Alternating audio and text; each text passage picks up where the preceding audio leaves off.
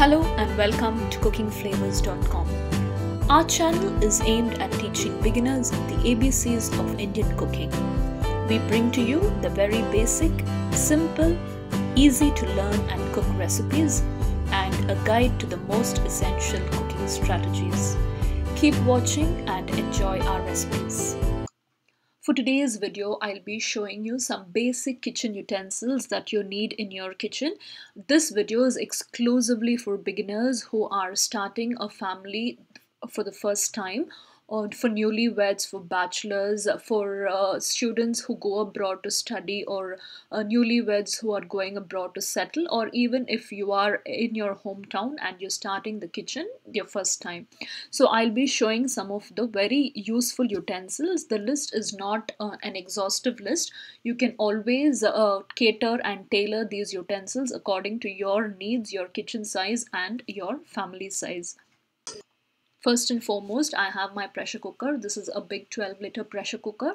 I use this mostly on festival days or when I have a lot of guests, when I have to do a lot of dishes and recipes, multiple dishes and recipes simultaneously. So this pressure cooker saves me a lot of time and fuel. So I use this only on festival days or when I have a lot of guests coming in. This is a smaller pressure pan that I use 90% of the time. You can directly cook your biryani items, sambar, your dal. A direct cooking can be done in this pressure pan and it's a very, very useful utensil in the kitchen. This is another smaller pressure cooker, very small in size. This I use mainly, this is also used for direct pressure cooking, and because the mouth of it is too small, hardly any bowl gets into it, so you'll be able to only put in a small bowl into it. So you can use this for direct pressure cooking. Coming to my kadais and skillets, this is a non-stick skillet. It comes with a lid, so I use this most of the time to do my cooking. And this is another non-stick pot which is useful for making curries, korumbas and things like that. This also comes with a lid. Here I have a heavy bottomed kadai. This is an aluminum or a hindallium kadai that I use mainly for frying purposes. If you have a lot of frying to do, it gives you best results when you do it in this kadai. Now this is another copper bottom kadai that I have. It's small. I use this exclusively for deep frying purposes like frying puris, pakodis, applams, etc. Now coming to my pans, all my pans are non-stick. This is the smallest one and I use it exclusively for seasoning and tempering. And this is a medium-sized pan which I use for dry roasting any ingredients for making my masala, and I use this for making my eggs like bullseye, omelette. And so this is mainly for dry roasting ingredients and for my egg. This is a non-stick dosa tawa. I use it to make my dosa. Actually, my chapati or roti tawa is worn out. I need to get a new one. Always remember, beginners, never use the same tawa for dosas and chapatis. If you use a chapati tawa for dosas, you will not get a perfect, a good dosa. So have separate tawas for dosas and chapatis exclusively.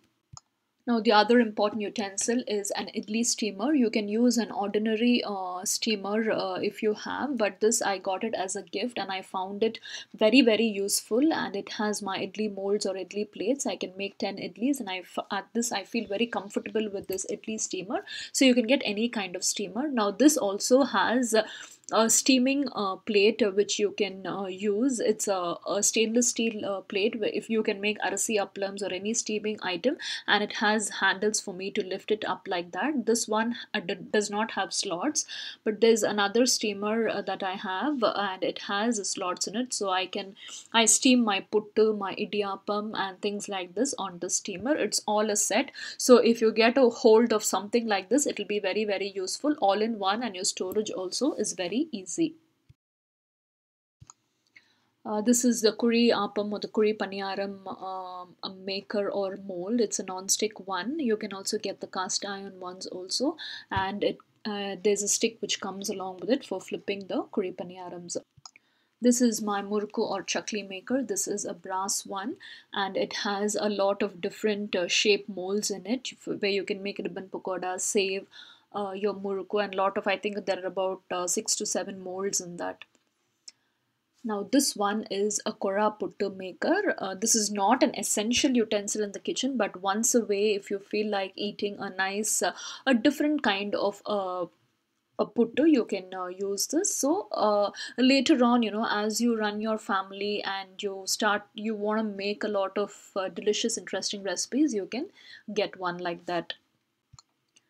Now this is a sieve or a sifter. This is a stainless steel one, and it has got three different sieving plates in it. The finer one, the coarser one, and the even coarser one.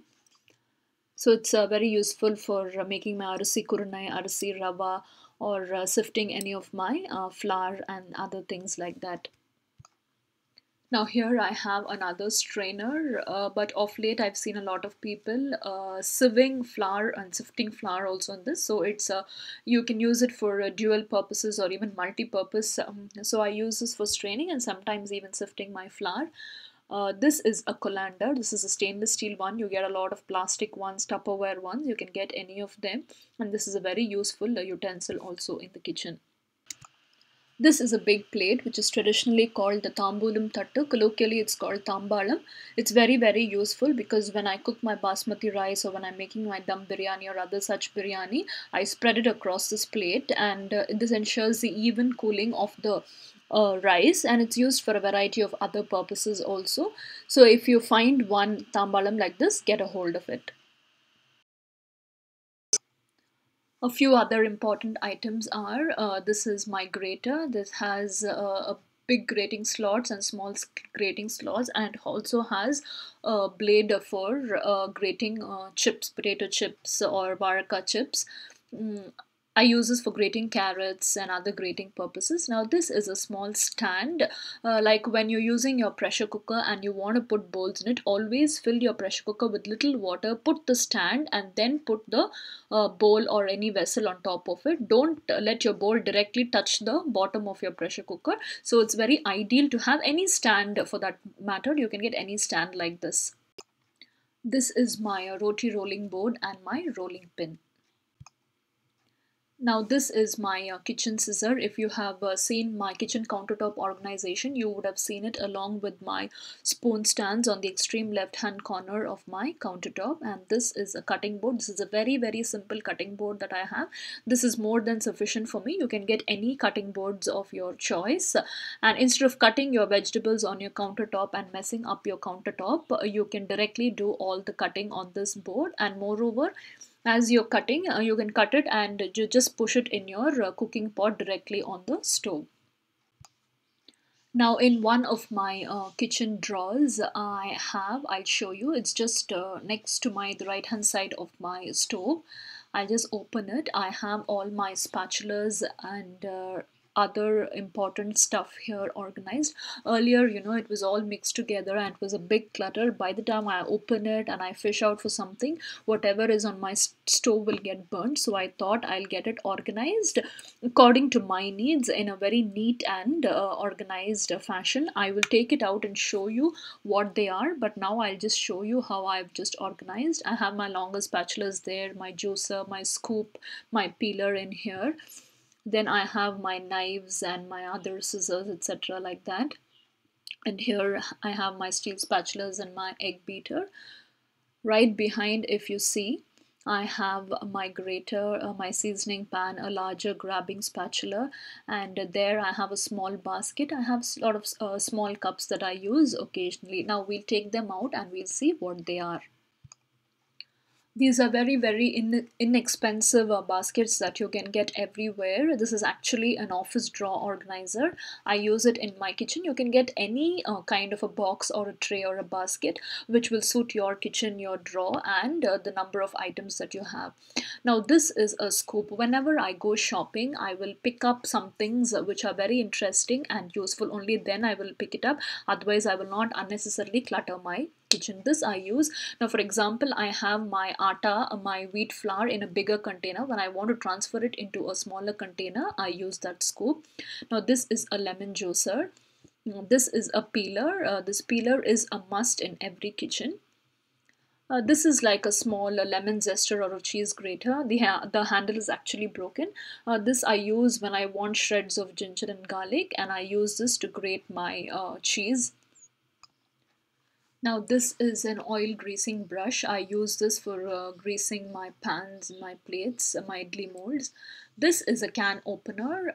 Now I get my butter and ghee in cans here, so this is very essential for me. If you there is no necessity for this in your kitchen, you don't have to get this can opener. Now these are my spatulas that came along with my wet grinder and my mixer. I use this when I operate my grinder and my mixer. Now this is a large chopping knife. 99% of the time I use this knife only. I don't use any other knife. This is very useful even for cutting your non-vegetarian items like chicken, mutton and all. So this is the one which I use 99% of the time. And this is a smaller knife. I use this to peel the skin of my ginger and things like that. This is just a paring knife which I use very occasionally. Now this is called an idiki in Tamil. This is nothing but a pot holder traditionally used in Indian kitchens. Now this tray holds all my steel spatulas, my egg beater, my forceps. We'll see them. These are two kuri karandis or hollow scoop ladles. This is a slotted ladle, and this is a rice spatula which I use for serving rice. This is a flatter ladle or a spatula. This is an egg beater. This you can beat eggs well, better than using a whisk or a fork. Now this is my tongs or my forceps. These two are one a bigger and the other a smaller stainless steel whisk. You can also get the plastic ones, and this is my tea filter or my tea strainer. We'll take a look at the other spatulas. Now this is a skimmer which I use for deep frying. You can see it's nice and hollow. It'll grab a lot of things at once and it'll drain out all the excess oil from it. Now this is called a mattu in Tamil, or this is a traditional Indian masher. If you can call it in a more modern term, I use this essentially for mashing my kira masiyal and dal, things like that. Now this is a jelly karandi which I use for deep frying also. And this spoon or spatula I use exclusively for making my dosas and flipping my dosas. It's very comfortable to do my dosas with this ladle. And these are two other wooden spatulas, one for the korambu and the other for frying purposes. And this is my most favorite karandi. This I use it with my heavy bottomed kadai for my frying dishes. Two other important items, not important, just essential items for beginners, I would say. This is a bread knife which I use. If you get a big loaf, you can use it to cut your bread, or you can apply butter and jam on your bread. You can use that knife for that. Now this is a funnel. I got it as a set of three. For beginners, when you get oil in big cans and you want to transfer it into a smaller bottle or a smaller dispenser, you can use that. This is only for beginners. As you get used to it, you may not need these funnels. I thought it will just be useful if I show you this. So these are some of the basic utensils that you will need in an Indian kitchen. As I told you earlier, it's not an exhaustive list. For some of you, the number of items or utensils that I use may be a lot more. Don't worry. Initially start off with a few utensils, and as you build and grow your family, you can start getting more and buy only that which is most useful for you in your kitchen. Hope this video has given you an insight or a guide to getting the basic utensils for an Indian kitchen. Subscribe to our YouTube channel and hit the like button if you enjoyed this video today. You can also visit us at cookingflavors.com and follow us on Google+. Once again, I thank all my subscribers for continuously encouraging me. Till we see you again with another new and interesting video. Thank you and have a nice day.